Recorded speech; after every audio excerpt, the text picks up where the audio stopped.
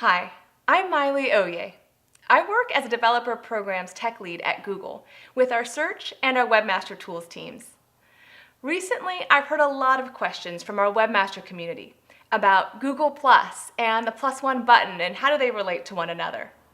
So I'd like to share my own perspective on these products and how they interact.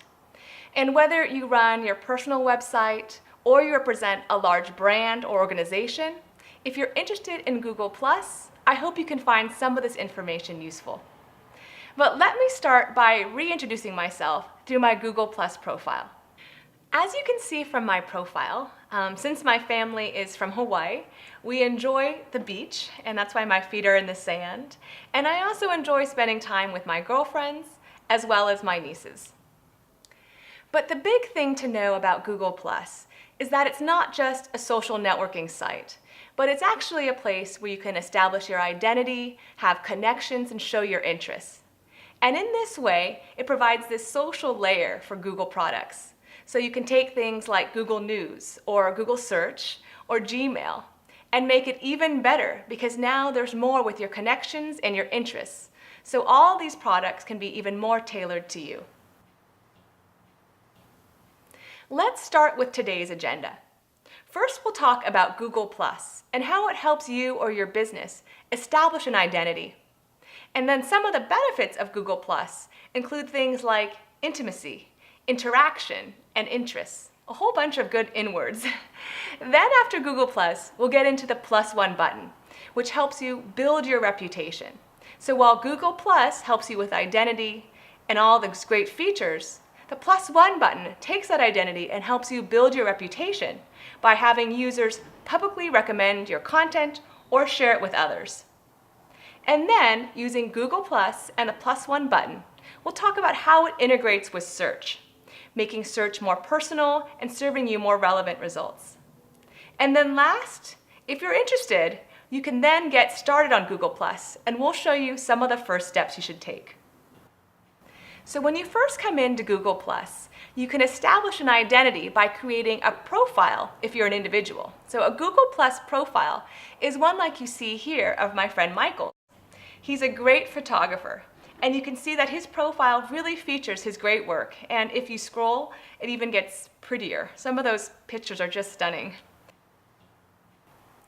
In addition to the Google Plus profiles for individuals, if you're an organization, you can create a Google Plus page for your business or your brand. So let's look at one with Google Politics and elections.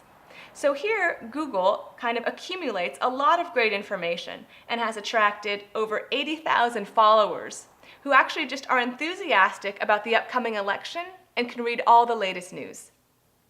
You could picture doing the same for your business. So here you can create a Google Plus page. You'll have your business name, your company logo, perhaps adding your hours or a map to your location, and then you can begin posting.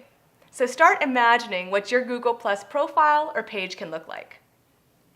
Now, once you've established more of your identity through a profile or a Google Plus page, you can then begin using some of the great benefits of Google Plus. The first being intimacy. Now, intimacy kind of comes in the form of these circles. Given these circles and different levels of intimacy, you can then share the most appropriate content with a given audience. So let me give you the example of the circles that I use. So in my circles, first of all, I wish I could make everything in my public circle. But that's just not the case, because actually my more juvenile humor will then go to my friends, right? So I don't want to affect my career. And then I have another circle, which is just my girlfriends. And with my girlfriends, we share articles about relationships, neuroscience, or how to age well. Now, one of my favorite uses of circles is in my family circle. And in my family circle, we share photos of each other and kids, different holidays and vacations. And what I love about this circle is that I can actually post 10 photos of my little niece Naomi in her big girl bed. And to my family, it's considered precious, but to the rest of the world, these photos would just be spam. And so that's why these circles and these levels of intimacy are especially helpful on Google+. Now, it can be even more useful to you if you have a business. Circles can also help brands or organizations to target specific users on their Google Plus page. So you can imagine if you represent a brand, you might want some posts to only be seen by customers and others to be seen by your resellers. And even furthermore, you might have posts that are just for men, or posts that are just for your female customers, or your dog lovers, or your cat lovers. On the spectrum of intimacy, you also have the ability to follow or to block. So you could follow anyone. They don't have to explicitly accept your request. So if you want to know more information about your favorite celebrity or your sports professional, that's great. Or on the flip side, if you're being followed by people that you don't want, you can block them easily as well. The last part about intimacy is the Hangout feature. Now, if you don't know what a Hangout is, it's like a big audio-video experience, like a big group video chat, where you can bring together, right now, up to 10 people, and you might have shared enthusiasts, where you all discuss your favorite hiking trip. Or you might have your brand do Hangouts for better customer service or to receive feedback from your best customers. The great thing about Hangouts is you can discuss issues and share experiences. And in the future, we have what was called Hangouts on Air.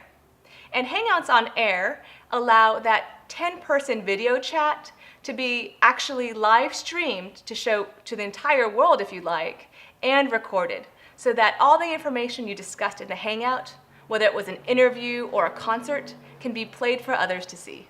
Along with the benefit of Google Plus and intimacy is the feature of Google Plus and the interaction. Now with Google Plus, something great for me is that you can actually edit any of your posts or any of your comments. And another great thing about Google Plus is that the interaction continually can bump up to the top.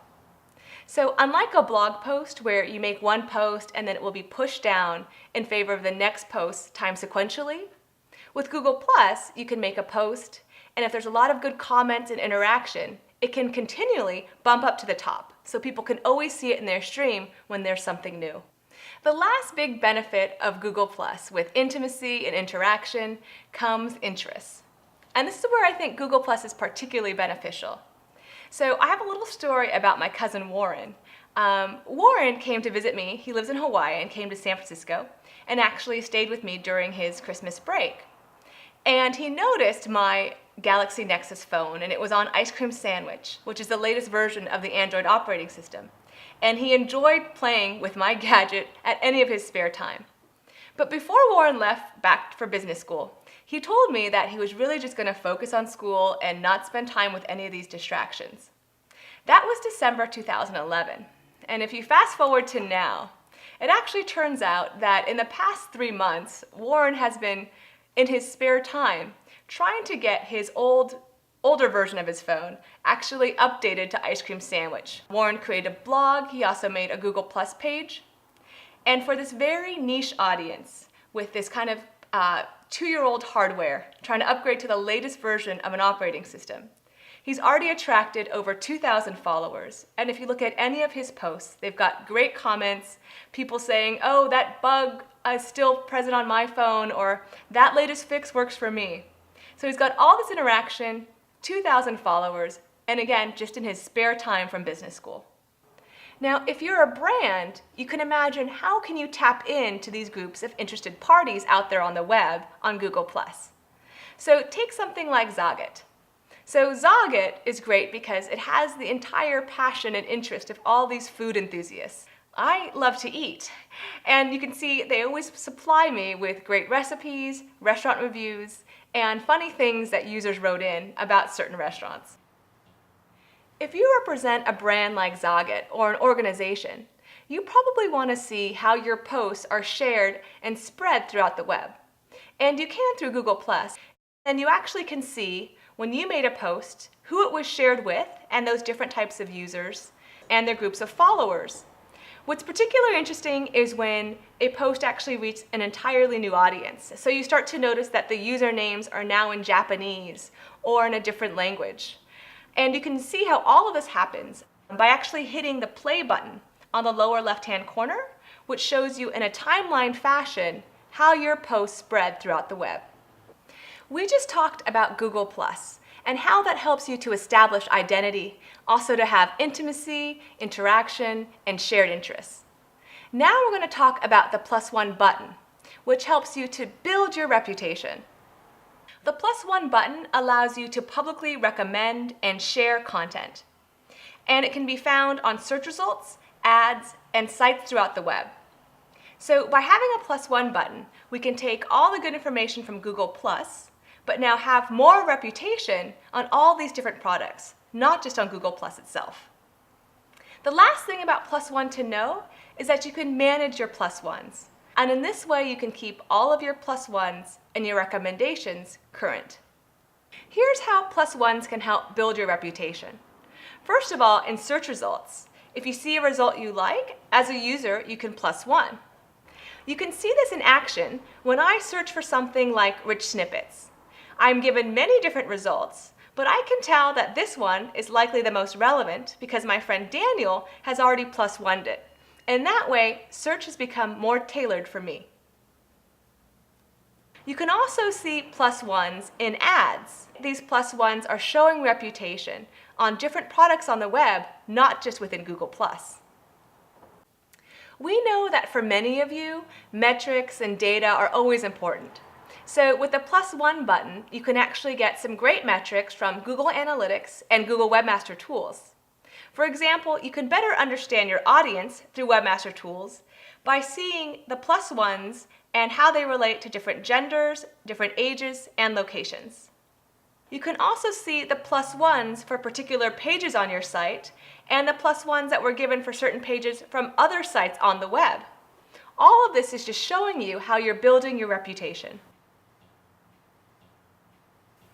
Before we get into the new features, let's talk about the things in search that will always remain the same, like our goal, to return the most relevant results, and the fact that we use over 200 signals in ranking, and we're constantly fine-tuning. Because our goal is to return the most relevant results to users, it doesn't matter if you participate in Google+ or not. You can completely ignore Google+ and all of that information and still do great in search, because it's about returning the most relevant results.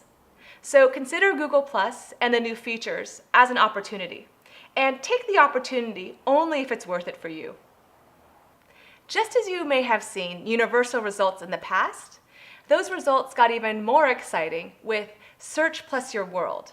So now, in addition to seeing integrated news and shopping and image results, you can also receive Google+ posts as well as Google+ profiles and pages. With the integration of Google+ and search results is that I'm able to connect with my circles at search time when it's most relevant for me. So if I search for a word like recipe, looking for good recipes out there, I have results from my friend Wes, who wrote about a gravlax recipe, which is, I think, some type of fish cooking. Norwegian, I think, perhaps. And the other part is that I also have results from Zagat's Plus page, because I'm following Zagat. These circles are showing a level of trust from my friends like Wes, and also from providers, like the fact that I'm following Zagat's Google+ page. I have these more tailored results in my search. We also have the personalized recommendations we talked about before. So searching for the Google Webmaster Central blog ties in my circles with John Mew, and it's all integrating together in search. I'd like to take a step back from all of this and just explain a little bit more about some of these concepts going on. So let's take the concept of identity. Imagine you have a website here and it's all in this blue box, and you have things like page A and page B. And then, instead of just having this website, you have more with identity, because you have a Google+ badge that says that we have a Google+ page.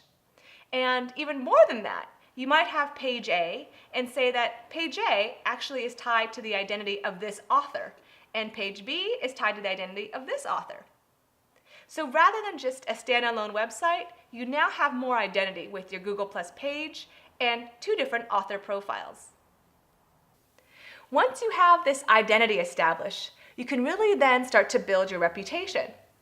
So take a look again at your website here. First of all, it might have more websites on the web linking to you, and that's great and helps build your reputation. But additionally, because you have that Google Plus page, you have people in Google Plus that might be following your business. And then you have people who follow the people who follow your business. And even furthermore, you might have a page like Page A showing in search results, and that looks great. And you might have users who actually +1 that content and say that they recommend it. And in addition to those users who like that content, you have those who follow the users who like that content. And you could see how this network starts to grow. You might have Page A again, and it also has an author, like Othar, who also works at Google, great guy. He might have wrote Page A, and he also has people who follow him. So again, it's creating this entire network and helping to build your site and your great reputation. So how does this work out for users in terms of their reaching the most relevant content? Well, at the ranking time, it helps us to serve even better, more tailored results, because users can say, yes, I want this page, or I agree with this page, and +1 it, and kind of develops your reputation. The next part after ranking is what their actual search result looks like on the page. And with this information, we can now highlight the utility of the result. So your content can stand out by saying you have people +1 it, and also by having great authors. And the last part, of course, is the click, and that's where they come to your site and they find that useful information. This might be slight overkill, but let's just review a little bit more about what searchers can actually see on their search results. First of all, there's richer content, because we're not just having normal web content and images, but we're integrating more Google posts and those comments. And again, making it so that users, like a certain customer, only sees the posts that were actually made for them and not the posts that might have been made for the reseller. In search results, we're also able to display the author and show a Google Plus page or a profile with the option to follow, so you can immediately start getting even more users liking your content. We also can give annotations from your circles, like who +1 and who shared. And with all of this on the search results page, users can actually engage. They have the ability to say, I want to +1 this new result, and recommend it or share it and help to build your reputation. If you'd like to get started on Google+, and you're an individual, let's cover some of the steps that you might use. Next, we'll get into brands and organizations. The first thing to do is to create your Google+ profile. And this is where you're going to establish your identity and talk about your interests and show some things that are about you. The next part is to build circles. So you can search for topics that interest you, to find other users with similar interests. You can also look for things called shared Google+ circles. And that's actually a collection of users who have interest in a similar topic. So I was talking recently with my friend who had an uncle who was extremely into boating. And his uncle's site didn't have a lot of web search traffic.